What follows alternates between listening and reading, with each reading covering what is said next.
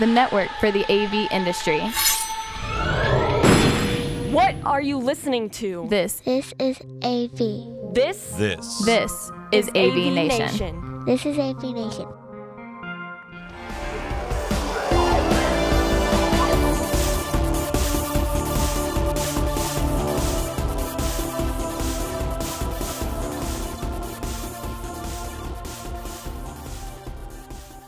Hello, everyone, and welcome to another edition of the Lighting Guy podcast. The Lighting Guy is produced in partnership with AV Nation.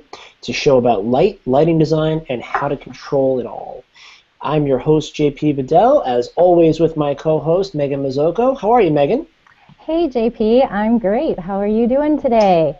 I am well. I am dealing with the constant vacillations of the weather patterns here in the Northeast. It's 60 degrees one day, and today it was 23. So learning to live with that. Mm-hmm. We're getting the weather too, but I think that daylight savings time is on the way, and spring is around the corner. Right. And with that, we've got industry events and stuff going on that we're both excited about. For me, and you'll be joining us here in New York for LightCast, which is coming up at the end of the month. Mm-hmm. We'll talk more about that in Lighting Vitals. Sorry, spoiler alert. But that's the big lighting event coming to New York at the end of the month, and Megan and I will both be there. What do you got going on? Well, I was just checking out the Super Bowl and the Oscars and Grease because it's kind of in the middle doldrums of winter. Those are the main events, and I was going to see if you had any lighting reactions to either the Super Bowl, the Oscars, or the live production of Grease, because I know that was a big... Well, I thought the Super Bowl was one of the more generic halftime shows from a lighting and production standpoint than what they've done recently. Mm-hmm. I thought the Prince set a few years ago was awesome. I thought the set for The Who was amazing a couple of years ago. This one was okay. The Oscars are the Oscars. But I actually, of the three of those things, I thought that however you feel about Grease as a show and as a piece of art, the production of it on Fox was actually outstanding. There's really no other way to cut it. They did a fantastic job, and clearly they wanted to one-up NBC and with their recent musical extravaganzas. So I thought it was fantastic, and from a lighting and production perspective, it was absolutely great. I want to see more of that because just you experience much more production value, I think, and I think that's important for people who aren't going to see live shows. Right. I know NBC announced their next one is Hairspray, which could be a nice big song and dance show, so I'm excited about it. And so, with all that... Our main event for today is our guest, Beatrice Witzgall of LumiFi. Beatrice, thanks for joining us. Thank you for having me here. So I just wanted to ask a little bit about your background and kind of how I noticed that you've worked for many clients like Gary and Hall and Mao and CEOs for Novartis and Swire and the New York Jets, and that you at first had an emphasis in architecture. So maybe you can tell us a little bit about your origins, your schooling, where you're located now, and how did you kind of seg from architecture into lighting? And I was going to ask about ID3 or I3D, and is LumiFi part of that, or are those two separate things? So that is my... A lot of questions. It's like I don't know even where to start, like at the beginning or at the end. So first of all, I3D is my design consultant firm that I have since 2007, primarily doing lighting design in the hospitality area and specialized on super yacht lighting. Mm-hmm. LumiFi is a tech startup basically doing dynamic lighting control, smart lighting, and it's part of the whole Internet of Things, big topic these days on how you can manipulate lighting now through mobile devices and through other means than the traditional wired lighting control systems. So two separate companies, of course there are relationships in between, and of course they are shaped by my past. So, as you probably already picked up, I'm German, German-trained architect who somehow made it to America and got stuck here, how it goes. So I studied architecture in Germany, was early on always interested on how does technology really change an environment. Like at the time when I studied, computers came up, I was still learning how to draw by hand, and then I adopted the whole digital drawing, Photoshop, all that, started teaching 3D Max and 3D programs back in, I don't know, now I'm dating myself, I'm very, like 98, I think, or 97. And so I was kind of frustrated how architecture is perceived in Germany. It's a very traditional approach, and it's about the wall, how people inhabit a space. And I was already back then asking, how about like technology? It's going to change how we interact with each other, how we communicate, how we work. Nowadays everybody has a smartphone around them. So I kind of got involved with technology and soon realized, maybe let's look over the big pond. And I got accepted at RISD, and so it started off. That's where my American journey basically started off. I see. So earlier, the first time I was on the show, The Lighting Guy, I had actually run into LumiFi. I don't know how, but I had mentioned it the very first time I was on the show. So it's really neat to have you on, and that we'll be able to talk more about LumiFi, and maybe you can tell us more about how you actually started that out. And from my understanding, it was that you were building these scenes for yacht owners who wanted their crafts to reflect time of day or time of year or holiday or party. Is that accurate? Is that right? Yeah. It actually goes back way beyond, like when I came to America, I got involved with Rhode Island, I was at RISD, and I got involved with the MIT Media Lab. So we really I started collaborating with them on responsive environments, responsive architecture. And at the time, we were looking at a lot, like working with sensors, when you touch something, what happens somewhere else. And I ended up actually teaching at Parsons' class in the graduate program about responsive architecture. And part of what we did back then in 2002, 2003, I know ancient ago, was really also a lobby installation where we had these panels reconfiguring the space, but then these panels were also having different color ambiances in there. They were overall changing color, but then they also had kind of an ambient information display about representing what activity was going on somewhere else on the campus. So you could really relate, through ambient information, through lighting, information at a different location.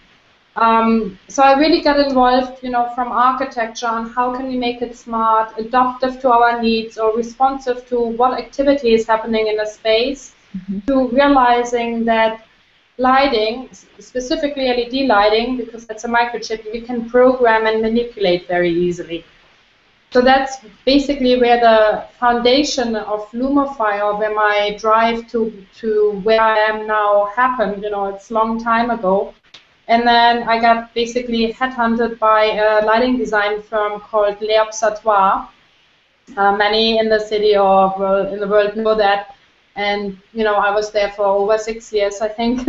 I left there as the senior design associate. So I was involved in a lot of projects, but I also was so fortunate to be able to select my projects or be part of some. And some of them were, the Bayou project, where we investigated how to do dynamic architecture through different phases of the moons or the tide level.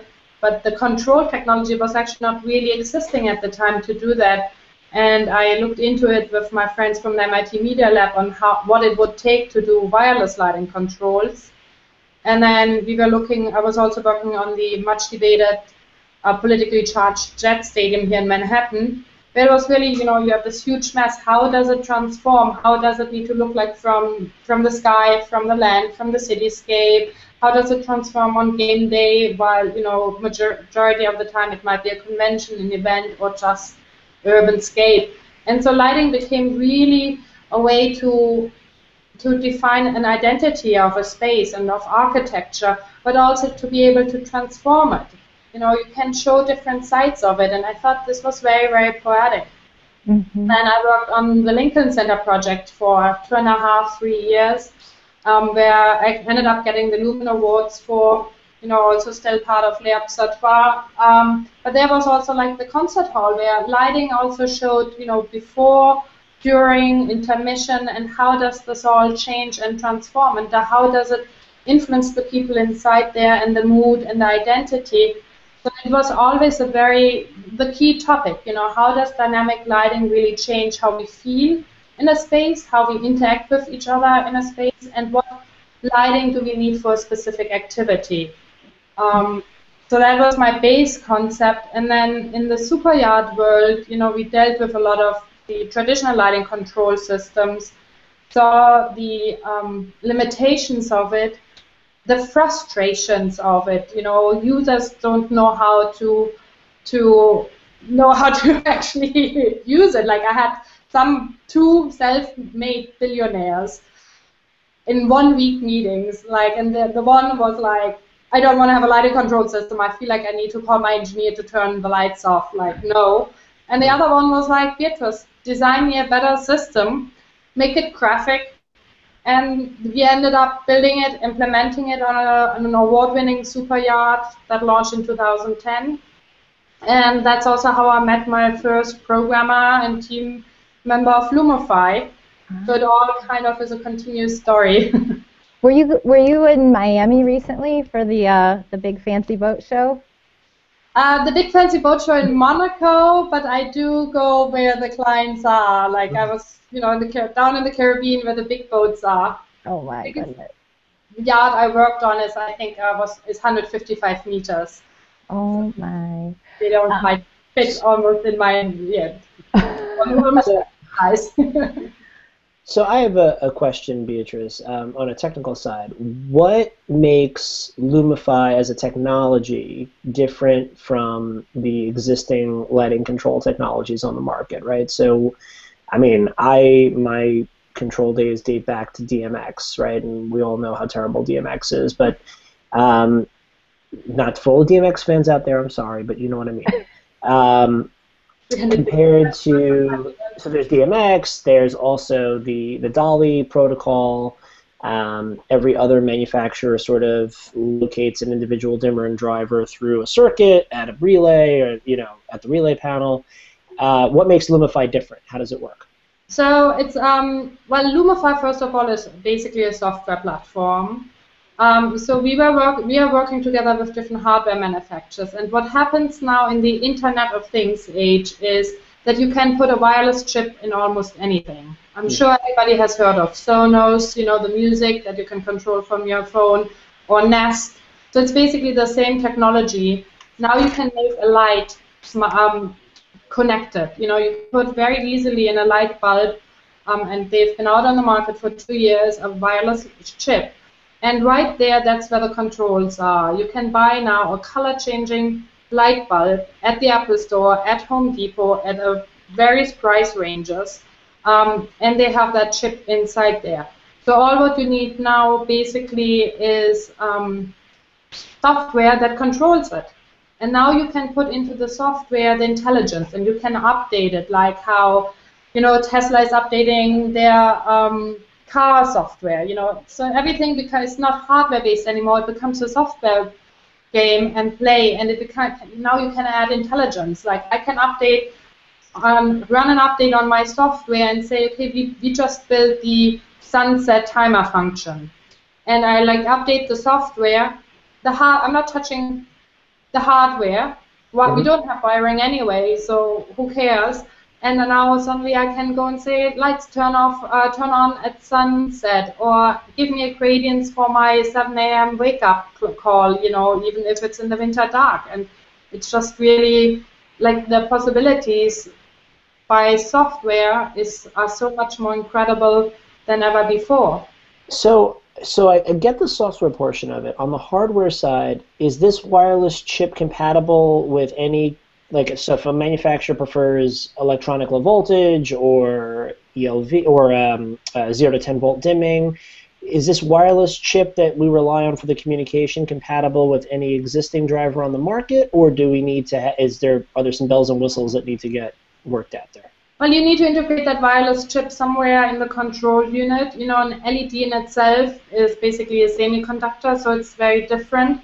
There are manufacturers out there who put it already into the driver unit itself. Mm-hmm. There are manufacturers out there that are going to be launching at Light and Build or Lightfair this year, who basically have a little box that you can just wire into your circuit. You have light manufacturers that have, where you have a switch that you can put on a magnet on the wall and then take your little remote right there here. Mm. So there are different ways on how you can integrate it into the light circuit. The big thing is typically right now it's a more LED-based technology because it just lays in it. And then for an MR16 or something, you still, they are going to come out in the next 3 months bulbs with MR16s in it too. But you'll be integrating it on a wiring level as an adapter or on a driver level. Okay, so it could. I'm sorry to be like such a pain about this, but like our audience is a pretty technical one, so I just want to be clear about where this works. So LumiFi is really acting on a platform level. Is that the way to think about it? Yeah, we are a software platform. We are working with hardware manufacturers together. We are integrating into them so that we want to bridge, that everybody is kind of doing their own thing, and we really want to focus on the experience and the lighting know-how to bring in there. And the wireless protocol, is this similar to your wireless network at home, or is it a different bandwidth? So there's a little bit of a Wild West still going on.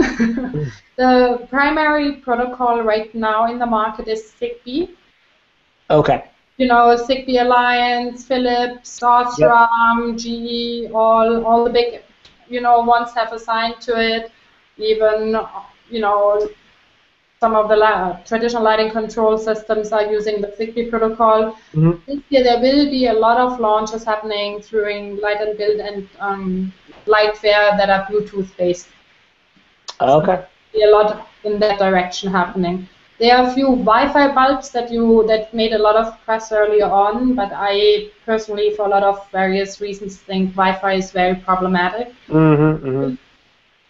Each protocol has their pros and cons, and last year actually at Education I was doing the talk about all the different protocols about wireless lighting controls, so I can go in very deep detail about that. Interesting.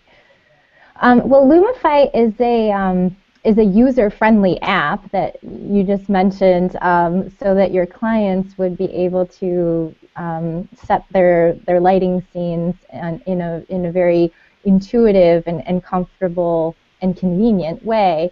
And you mentioned that it is an enterprise kind of solution. So anytime you add a new scene, you can just update the app. Is there a way that like the end user, they can maybe crowdsource scenes or moods that aren't there yet, but they have wanted to request, and then it's something that you and your team could work on or explore? Sure, that's completely not a problem, and we do that. Like, what my experience has turned, like right now we have a very different approach to who else is in the market, basically. We think that the end user, not us as the lighting industry specialist who understand all about how this lighting setting needs to be versus this, the end user is overwhelmed by that. Actually, like over the years, I experimented with clients and super yachts or in big hotels, hospitality spaces. Should we give them 10 light scenes to choose from? But at the end, the magic number was 4. Ideally you have 4 light scenes for your general end user, and that's enough. And if you ask them to program a light scene, you're typically losing most users. For us as lighting professionals, of course, we want to program. So the philosophy behind LumiFi is really we give you pre-configured light scenes, depending on the mood, the atmosphere you want, or the function, dining. Then we actually developed a patented algorithm, a pending algorithm, on how these light scenes are automatically generated for different settings. And then you can always modify it. So you have, I'm sorry I was late, so I couldn't really connect right now. But you can easily edit it. So if you're saying, okay, my romance mode is too low or too bright, you can always go edit it, make it lower, and then you save it under your personal settings. So that's not a problem. So you can adjust them. So it's a different philosophy that we have than anything else in the market, where you're just getting another remote light switch that you need to program. Right, right. So you've, with this app and with the technology and the controls and the scenes that you've developed, you've seen the ability of lighting to transform an architectural space, also to create emotional connection between people in the space and people who are in the space. Now, I was just wondering about another practical application of the programmable and controllable lighting, and that is health. And I think that it was recently that I read maybe a post on LinkedIn that you wrote about jet lag being a thing of the past. So I was going to ask, who else might be on board with using this to create health, or the idea of the neuro architecture of lighting design to. So I'm just wondering, do you have any health applications going on yet, and are there other people who are interested and on board in creating health for their passengers on international flights? I know what you're getting at. So first of all, I want to tell you, like, to your prior question, there was a crowdsources light mood that we put out there. You're gonna laugh. The sexy time was on popular demand.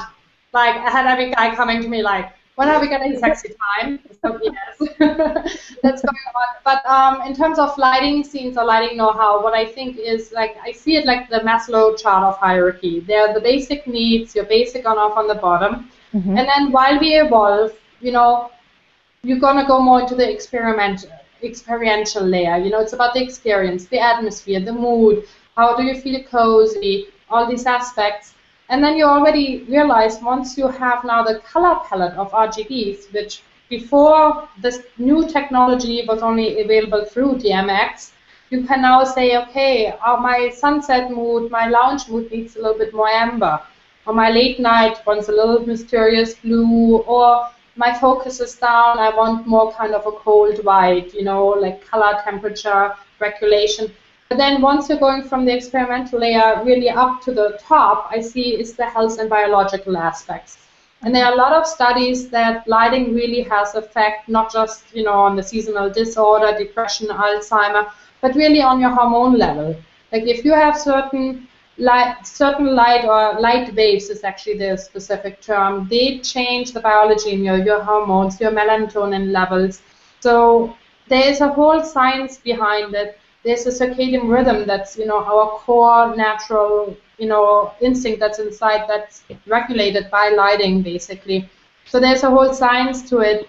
And that's really where I think we should be going, where I want to end up with, by trying to go and send that message out there and giving people a tool in their hand that they can really access the power and the benefits of lighting easily at their fingertips, easily accessible without spending thousands of dollars as you have right now, and then you just get the dining scene. So that's my goal. Of course, like I've been looking a lot into the jet lag meditation, circadian rhythm. I was very honored last year. I was invited to fly out to Boeing. They were interested in hiring me full-time. I would have needed to give up LumiFi. And they're also really looking into jet lag meditation, throughout flights, overseas flights, how can lighting support that? I think there's a lot of interesting research out there. And I'm really excited about the possibility that IoT-enabled lighting or smart lighting really gives us now a tool into there that we can move forward and advance lighting and smart lighting into ways that we haven't even imagined yet. Do you besides the airlines industry, do you have any health projects? Or I know you mentioned hospitality, so then I'm thinking spa or healthcare or long-term care. Are you helping in any of those areas yet? We have a lot of conversations about it, but it's not an official project at this point because like high interest, very good in conversations, but it's like the business model needs to work too.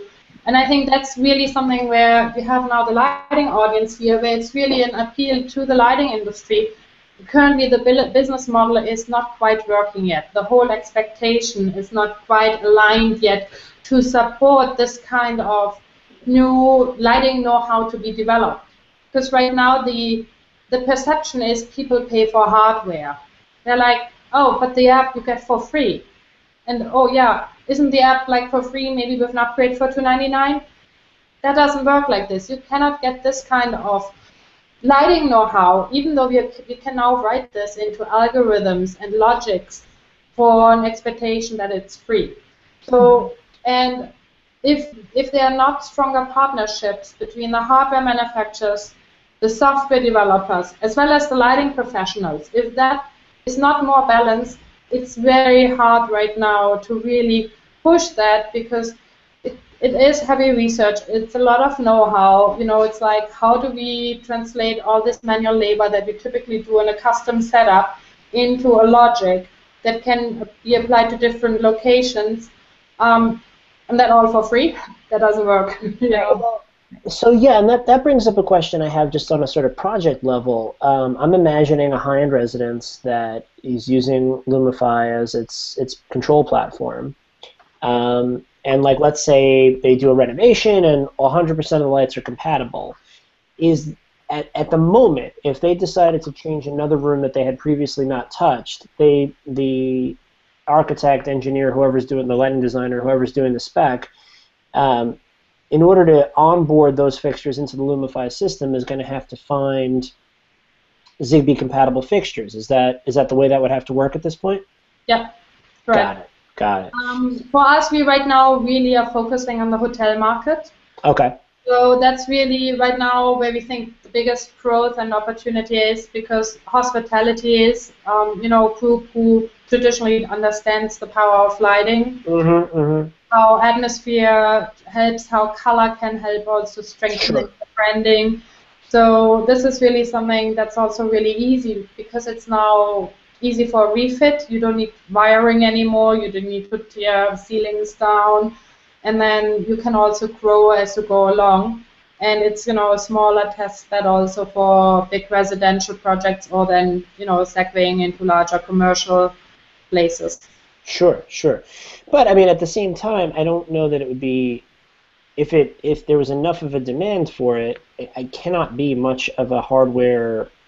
I mean, I can't imagine how it would be difficult for a hardware manufacturer to embed a Zigbee chip into their fixtures. I mean, it's just another option, right? Like, I read cut sheets all day that have 15 different possible drivers. I mean, it's not that big a deal to say, or and Zigbee option. I mean, that's got to be easy to do. I 100% agree with you, and I've been now, looking into this for 3 years. I've seen way too long hesitations of hardware manufacturers to just embrace it. The reasons why there are hesitations is like, okay, are we using Zigbee Lightlink, Zigbee home automation? Are we doing Wi-Fi? Or right now the topic is Bluetooth. So because it's not a clear standard, they are like lingering and hesitating. So, but at the end of the day, each technology has a pro and a con. You just got to need to embrace it.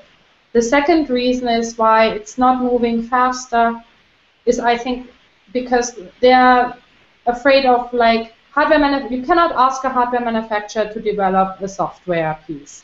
So, but many hardware manufacturers want to keep the control in-house, so they're trying it in-house and then they're struggling.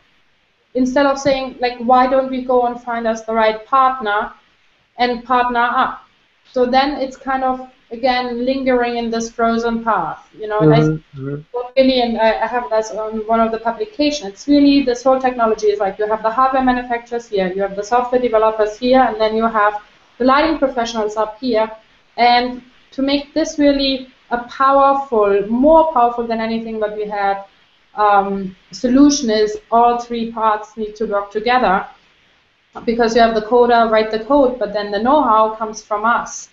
And the hardware developer, the lighting manufacturer just got to need to say, yeah, I put that little slip in there, and you do the SZ factor at the end of the code, and it's done. Right. And some of them do that already. Like I saw cut sheets from LG who had it for linear fixtures. That's something that Cicado, the LED module manufacturers, are launching right now. Their Bluetooth product line. Osram is very big in this. Like there are a lot of manufacturers who are right now coming out with that in place, but it's been in the works for a couple of years now. And the threshold that I think needs to be overcome through education and awareness. Yeah, and I know that there's a lot of there's always a good analogy, or one of the analogies that I heard recently was this idea of the electrical grid itself, right? Like you can't really have innovation using electrical, like if we all had different protocols for how electricity got into our house, we would never have any appliances because it would be impossible to buy them, right? The same could be said for some of these control protocols. The idea that we're still sort of fighting it out among a bunch of different control standards for how to do this seems like it's stifling innovation a little more than it's helping it, And I get it. It's an evolution from physical to digital, and that's from analog to digital, and people are still getting used to that. But I feel like we're going to turn a corner on it very soon. And when that happens, and the benefits of it are seen, and I think the hospitality market is a really smart place to start that, because as soon as a hotel manager can sit at a central terminal and be able to say, okay, I have occupancy data for all of these rooms, and I'm seeing that no one's in them, and I can potentially dim those lights or turn them off since no one's in the space, or they can say no one's walking through the hallways, and I can dim these lights. The energy savings potential on that is huge. The ability to change moods based on seasons and based on branding and different things. I mean, those are all big things. And so I think hospitality is a great place to get this off the ground. It makes sense to me. I appreciate that. And hospitality, I think, is really also an exciting space because a lot of the brands and boutique brands are so aware about the power of lighting. So you can really start playing. But then the user scenarios in hospitality are changing. You have now the digital virtual key. People are getting their reservation and they use their phone as the key to walk into it. So why not connect the lighting to it? Like it's all mobile, it's all cloud or mobile. So for me, right now, it's fairly easy to write an integration with one of the digital key lock companies. They get the code for the room. We authorize that user to control the lighting of their room just through a profile that we have in the cloud. And then they are opening the door, and the lights automatically come on to their preferred light scene, because now we know who the user is. And I know, I don't know, I'm like inventing. Megan has a daughter who loves purple or pink, and so she wants the pink room in there. So, you're coming with your daughter, I don't know if that's true, and the room is purple, stuff like this, which for hospitality, you want to give a little bit of a personal touch to each room. You want to feel home. You want to have something to identify with, and lighting can help to do that. And we can now really, track preferences. We can make it your own and give a space that's typically very generic, a personal identity, a personal touch to it. And I think that's very powerful. Plus the convenience, like in a hotel, you never know where the light switch is. Right. I'm an award-winning lighting designer and had to call even the reception, I don't know how to turn the lights off. It's really embarrassing, but it's true. I know. I didn't learn I was in Vegas for a whole week, and I still didn't learn my light switches. So. Yeah, I know it's embarrassing to admit, but it's the truth, So we usually have a segment called Lighting Vitals. JP, do you have any more questions for Beatrice, or do you think we should? No, I think it's time to get to our news you can use segment. So, Beatrice, if you want to stick around with us, Lighting Vitals is a portion of the show where Megan and I talk about one or two items that we saw in the lighting news over the past couple of weeks that we think are important, and we give a quick opinion on them. If you've got one or if you're interested, feel free to stick around with us. Of course, yeah, Okay. happy to, and thank you again for all your interesting questions about the future of smart lighting. Well, I think what we have on the list is going to be of interest to you. So, Megan, you want to kick it off with the first piece? Yeah, I would love to. So I just wanted to take the opportunity, this is unscripted, I am starting to write SSL Online and SSL Interactive. So everybody should check that out. And the most recent post that I wrote did include the fresh off the presses new issue of Architectural SSL. And you can see here the cover story is actually back to the idea of semantic lighting. So our editor, Kevin Wilmorth, writes about his knowledge of the subject and his reaction and his predictions of semantic lighting systems. And I mean, to me, what we were just talking about before and what Kevin talks about sounds just all very futuristic, but we like to say the future is now, isn't it? Is that right, JP? Well, listen, I mean, so I just came off of a project this week where I'm working on with a hospital on their intensive care unit, and we're demonstrating for them tunable white LED fixtures that can, to go back to the conversation about circadian rhythm, the idea here is that on a time code, when you turn the lights on in the morning or late at night, it would be more of an amber tone to enhance or help sleep, and then over the course of the day, they would get progressively cooler to help induce alertness. Mm-hmm. We're pitching it to the hospital now as a concept, and the chief of staff seems to be pretty on board for it. But this idea that this is far off, or that this is something that's not going to be reality, is not the case. The fixtures are in the ceiling today. I mean, this is the way it is. Mm-hmm. We have to get smarter about how we control them. We have to make it easier for electricians and contractors to get these things in the ceiling and be able to install them properly. I think there's still some big hurdles in terms of onboarding for the trades. Mm-hmm. But we're living in a period of time right now where this stuff can be done, and it can be done much more easily than people think. And so I don't think it's. I think to talk about this stuff like it's in the future is just not accurate. Well, it is right now, and it's just the next frontier, I guess, to be explored. And speaking of the future and LumiFi and all the lighting controls and the wireless apps for lighting and energy efficiency in architectural spaces, I had a conversation yesterday with Enlighted CTO, the Chief Technology Officer, Ranuj Mohan, about the company's platform and the Internet of Things. And because I'm kind of a traditional person, I am always terrified about the Internet of Things and the hackability of it. So he said that my fears were not too unfounded, because a lot of what's happening is, he said that in the HVAC world and maybe even the lighting world, the hardware and the systems have been built with networked capabilities, but sometimes completely without security in mind.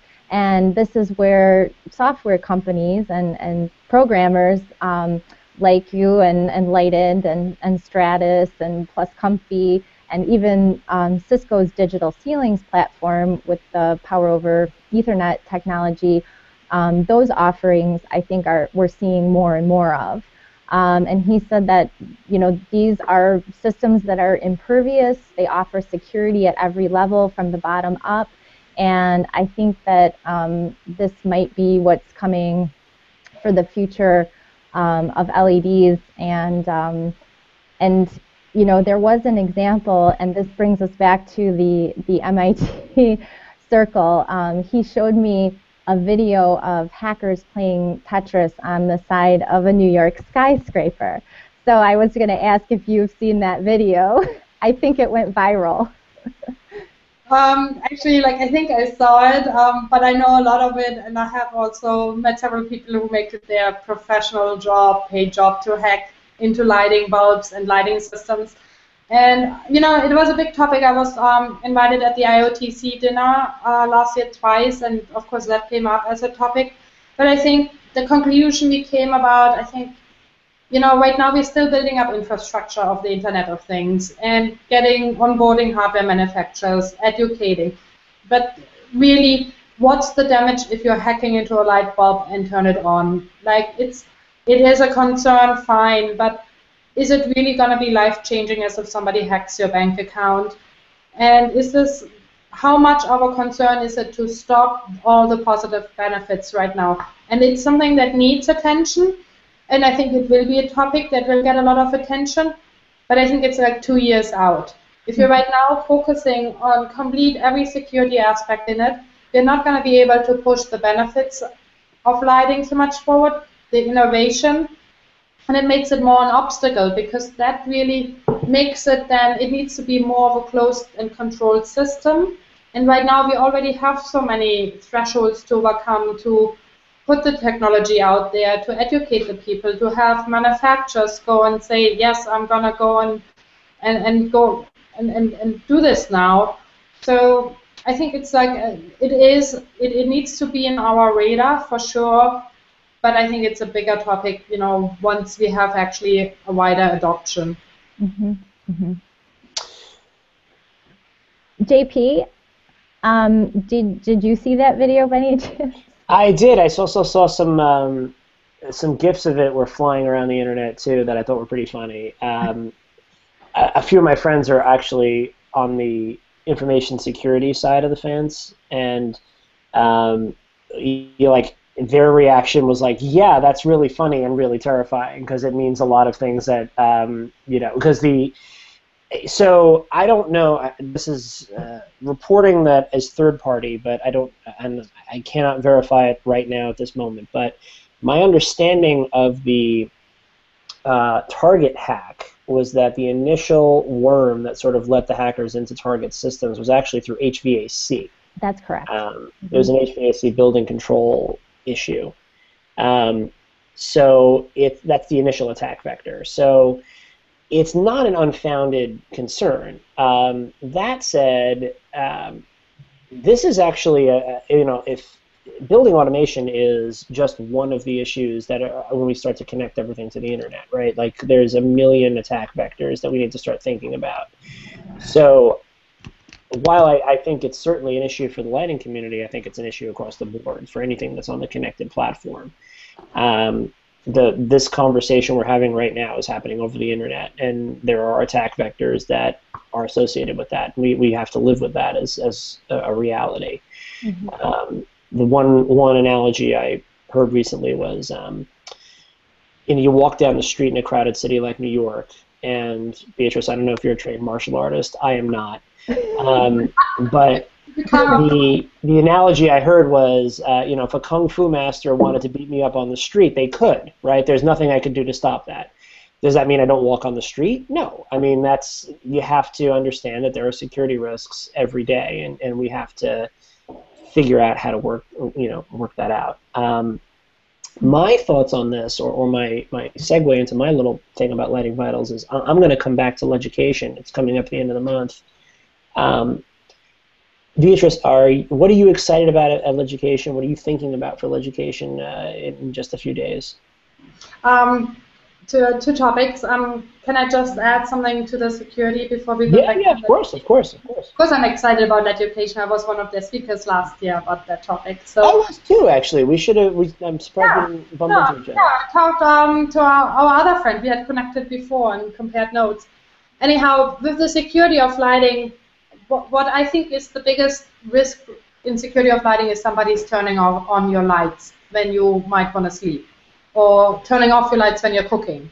Let's really look at the risk and how bad it is, and then I'll go, and the latest has the override, so I'll go back to my phone or my manual wall switch and turn it back on again. That's really the extent of the damage. Like how big of a pain factor is it? It's probably not as big as if somebody's going to rob through this internet, hacking into my computer and emptying out my bank account. So that is one conversation topic there.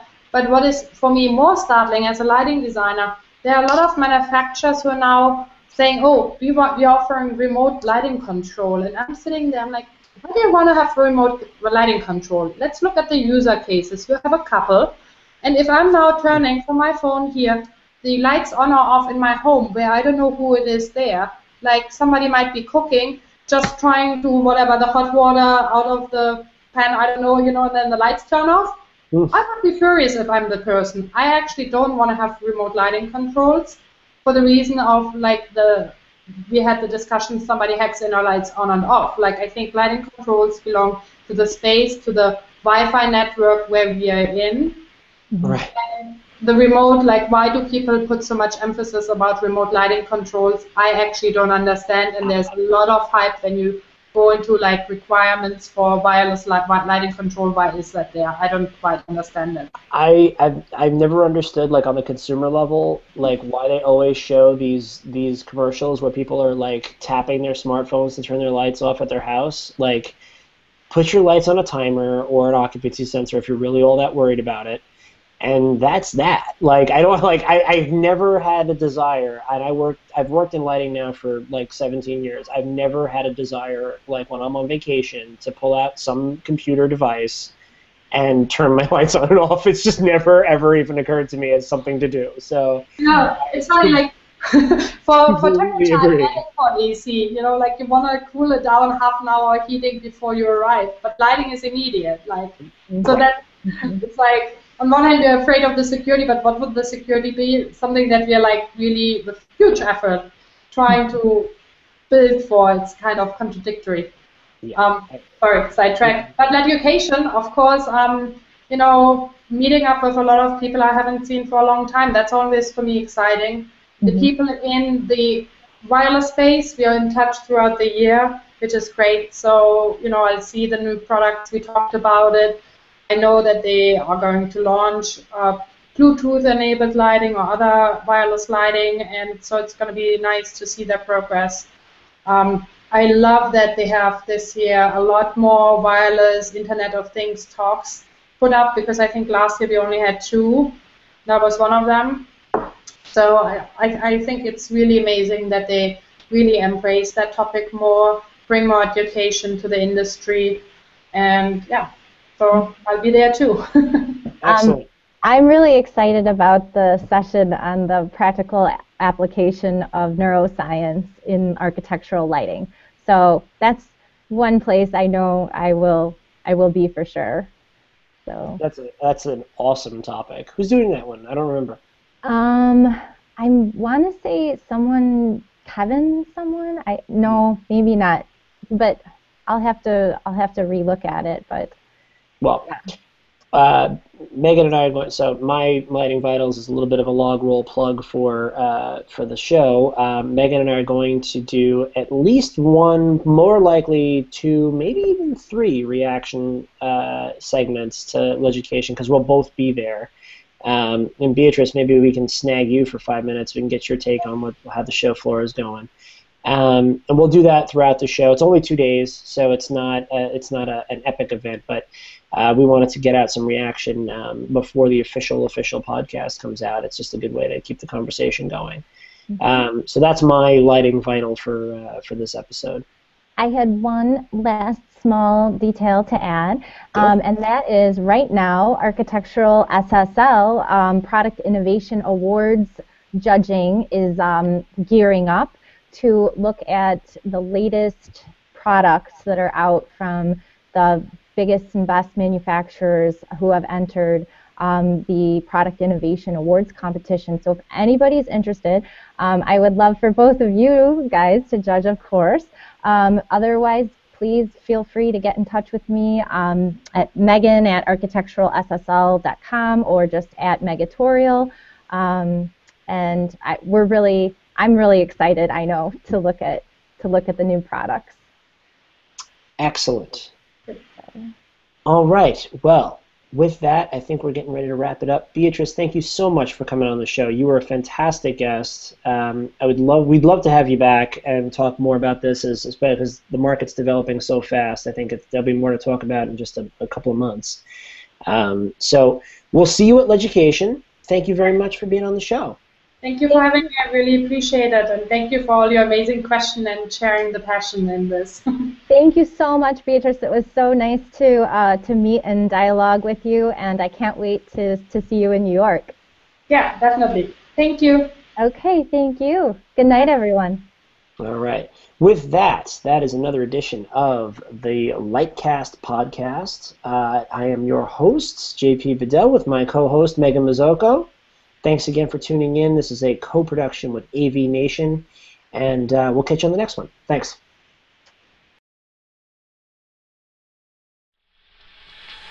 The network for the AV industry. What are you listening to? This This is AV. This is AV Nation. This is AV Nation.